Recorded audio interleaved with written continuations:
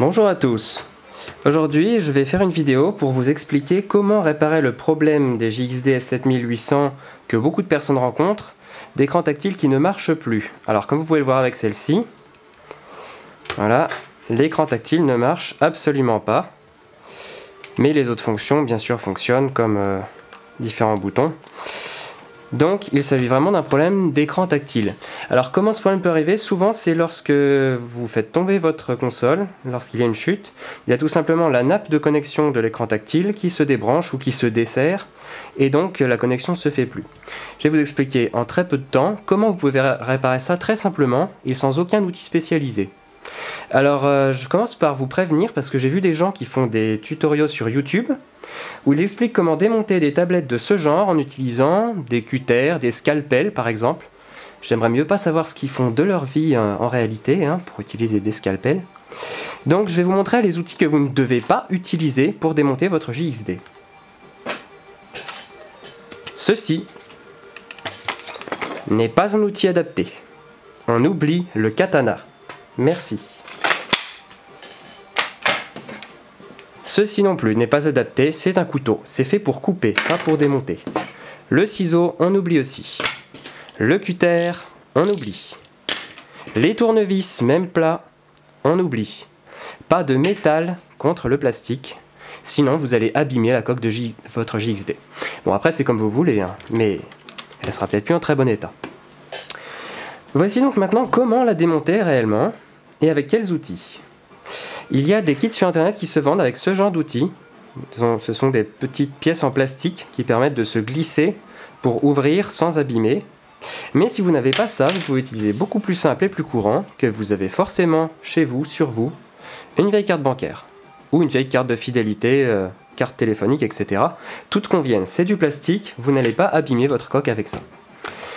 Alors, la seule chose à faire, c'est tout simplement de soulever le capot arrière de votre JXD, il n'y aura aucune vis à enlever, et replacer la nappe.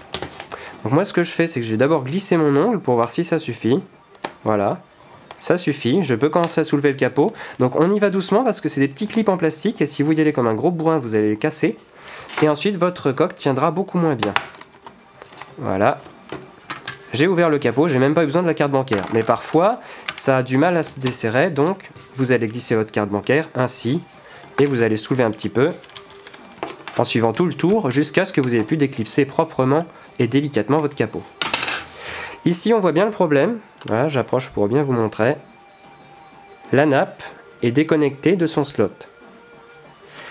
D'ailleurs, parfois, vous allez ouvrir votre capot et vous allez voir un gros scotch jaune qui tient bien les slots fermés. C'est une bonne chose. Là, il n'y avait pas ce scotch, et parfois c'est pour ça que ça tient moins bien. Donc la chose à faire, c'est soulever le petit clip là, du slot. Vous remettez bien votre nappe dedans. Vous veillez à ce qu'elle soit bien enfoncée. C'est pareil, n'y allez pas avec des outils métalliques, coton dent, etc. Sinon vous allez abîmer définitivement, et vous serez obligé de passer par un retour chez JXD qui vous prendra plusieurs mois pour changer la nappe. Ensuite, vous refermez bien le petit clip de manière à serrer la nappe.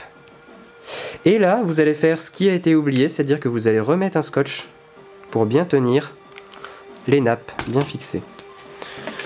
Vous pouvez utiliser un scotch tout à fait ordinaire, ça n'a pas d'importance. L'essentiel, c'est qu'en cas de choc, les nappes tiennent mieux. Voilà, c'est chose faite, c'est collé sur le circuit imprimé, ça ne gêne pas, c'est que du plastique, ça ne va pas vous faire de faux contacts, il n'y a pas de souci. Voilà, maintenant on peut refermer le capot. Et ensuite on va vérifier que le tactile fonctionne de nouveau bien. Voilà, on clip sur tout le contour.